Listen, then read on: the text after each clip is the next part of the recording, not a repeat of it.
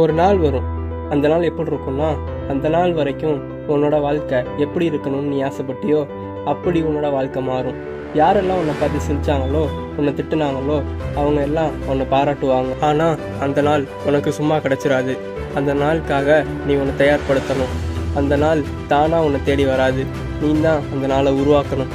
அந்த நாளுக்காக உன்கிட்ட இருக்க எல்லாத்தையுமே நீ இழக்கிற மாதிரி ஒரு சந்தர்ப்பம் வரலாம். நீ பின்வாங்காமல் அந்த நாளுக்காக அது எல்லாத்தையுமே தியாகம் செஞ்சா நீ இழந்தது எல்லாமே பல மடங்கு உனக்கு அந்த நாளில் திரும்பி கிடைக்கும். நம்மளோட வாழ்க்கை ஒரு விளையாட்டு மாதிரி.